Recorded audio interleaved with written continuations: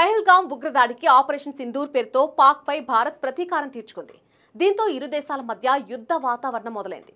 ఆ ఎఫెక్ట్ ఇరు దేశాల లీగ్ టోర్నీలపై పడింది. పిఎస్ఎల్, ఐపీఎల్ వారం పాటు వాయిదా పడ్డాయి. దానికి ముందు ఐపీఎల్లో ఒక సంఘటన చోటు చేసుకుంది.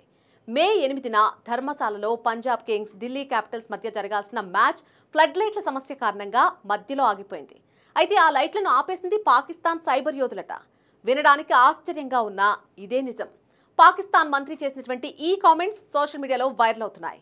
పాకిస్తాన్ నేషనల్ అసెంబ్లీలో ఆ దేశ రక్షణ శాఖ మంత్రి ఖవాజా ఆసిఫ్ చేసినటువంటి ఈ ప్రసంగంపై నెటిజన్లు షాక్ అవుతున్నారు. భారత్లో జరిగినటువంటి ఐపీఎల్ మ్యాచ్పై తమ సైబర్ టీం దాడి చేసిందని చెప్పుకొచ్చాడు. స్టేడియంలో ఫ్లడ్ లైట్లను హ్యాక్ చేసింది తమ దేశ హ్యాకర్లేని అన్నాడు. అదంతా పాకిస్తాన్ టెక్నాలజీ అంటూ ఆసక్తికర వ్యాఖ్యలు చేశాడు.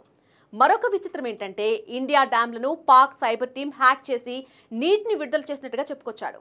పాకిస్తాన్ మంత్రి చేసినటువంటి ఈ కామెంట్లపై నెటిజన్లకు ఎలా స్పందించాలో కూడా అర్థం కావడం లేదు. డ్యామ్ గేట్లు, ఫ్లడ్ లైట్లను హ్యాక్ చేయడం ఏంట్రా బాబు అంటూ కామెంట్లు పెడుతున్నారు.